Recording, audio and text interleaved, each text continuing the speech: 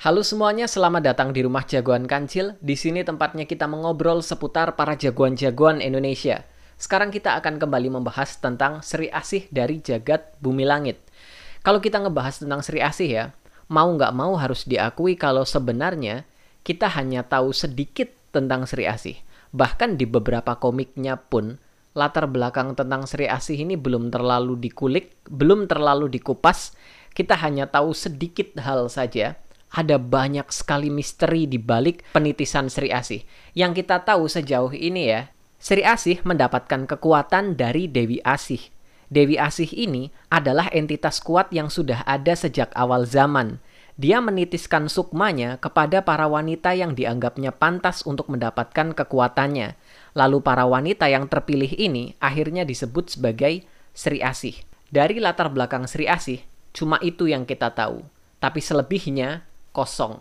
Dewi Asih ini siapa? Kita masih belum tahu. Kita cuma tahu kalau dia adalah entitas kuat, tapi dia berasal dari mana, kenapa bisa sosoknya ada, kenapa dia bisa memiliki kekuatan sehebat itu, dan apa alasannya, kenapa dia terus-menerus menitis sepanjang zaman, kenapa dia harus membagikan kekuatannya, apa yang sedang dia lawan, apa yang sedang dia takuti, dan kenapa semua penitisan ini bisa terjadi, dan dari mana asal kekuatan dari Dewi Asih. Bahkan nama Dewi Asih pun katanya hanya nama julukan yang diberikan oleh orang-orang. Nama aslinya sebenarnya bukan itu. Ada banyak sekali misteri di balik latar belakang Sri Asih. Dan kesempatan terbaik kita dalam waktu dekat adalah melalui film Sri Asih. Aku merasa dari film Sri Asih ini ada kesempatan besar bagi kita untuk menguak latar belakang dari semuanya. Aku merasa kita akan mulai mengetahui sejarah dari Dewi Asih melalui salah satu titisannya, yaitu Alana. Dan tentang Alana ini sebenarnya menarik karena kita tahu kalau Alana, kalau dalam komik Sri Asih Celestial Goddess ya, itu diceritakan di sana kalau dia memiliki kemampuan untuk melihat makhluk-makhluk halus. Dia memiliki indera keenam untuk melihat dan juga berkomunikasi dengan makhluk-makhluk halus. Dan itu adalah kemampuan yang sudah dia miliki sebelum dia menjadi Sri Asih. Itu kemampuan alami dari tubuhnya sendiri. Lalu di salah satu video di channel YouTube-nya Bumi Langit, Mas Oya Sujiwo, dia adalah senior editor di Bumi Langit Komik ya. Di salah satu podcastnya, dia bilang kalau para wanita yang terpilih sebagai titisan Sri Asih ini, sebenarnya masing-masing dari mereka itu memiliki kekuatan sendiri-sendiri yang tidak berhubungan dengan titisan dari Dewi Asih. Seperti Alana contohnya ya. Jadi setelah mereka akhirnya terpilih sebagai titisan dari Dewi Asih, mereka mendapatkan tambahan kekuatan dari Dewi Asih. Seperti misalnya kekuatan untuk terbang, kekuatan untuk menggandakan diri, kekuatan untuk menggunakan selendangnya dan segala macam ya.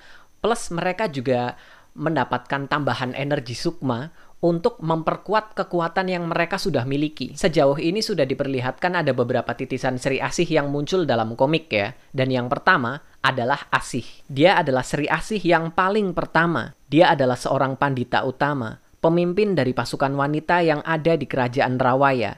Dan ini terjadi di era legenda, sekitar 15.000 tahun yang lalu. Di saat itulah terjadi sebuah kejadian besar yang akhirnya menyebabkan Asih dipilih oleh Dewi Asih untuk menjadi Sri Asih yang pertama. Dan katanya, Asih ini adalah Sri Asih yang paling kuat. Saking kuatnya, kekuatan dia bahkan sudah nyaris menyamai kekuatan Dewi Asih itu sendiri. Nah, sebelum terpilih menjadi seorang Sri Asih, Asih ini memang sudah memiliki keistimewaannya sendiri. Energi spiritualnya itu sangat tinggi, dan hal inilah yang membuatnya akhirnya terpilih menjadi pandita utama di kerajaan Rawaya saat itu. Cerita tentang Asih ini sebenarnya masih belum diceritakan secara penuh dalam komiknya, tapi kalian bisa mengintip kisahnya melalui komik Jaga Bumi di volume pertama, kedua, dan ketiga. Dan setelah itu, Dewi Asih terus-menerus menitiskan kekuatannya kepada para wanita yang terpilih. Ada beberapa Sri Asih yang pernah diperlihatkan dalam komiknya, tapi itu pun cuma sekilas dan gak terlalu jelas. Salah satunya pernah terlihat dalam perang antara Romawi dengan Mesir, lalu salah satunya pernah terlihat dalam serangan Mongol ketika Mongol menyerang Indonesia saat itu.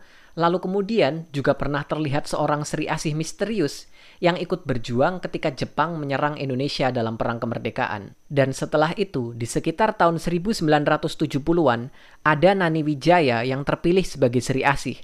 Dan akhirnya dilanjutkan ke Rengganis dan juga Alana sebagai generasi terbaru di tahun 2020-an.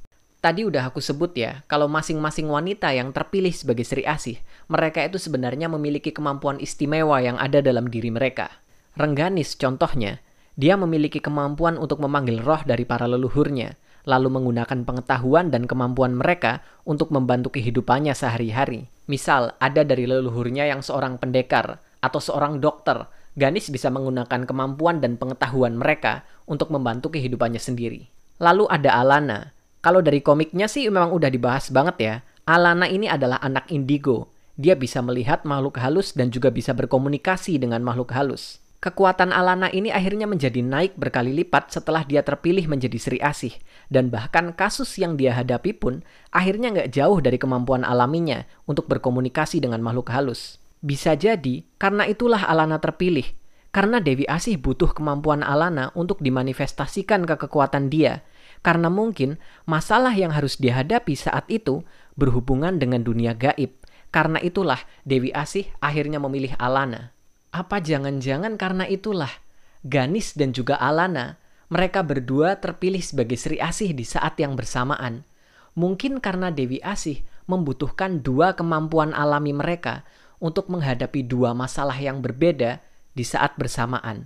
Jangan-jangan itu kunci jawabannya. Oh ya, Mas Oya Sujiwo juga sempat nyebut, kalau orang yang terpilih sebagai Sri Asih, itu penuaannya akan melambat.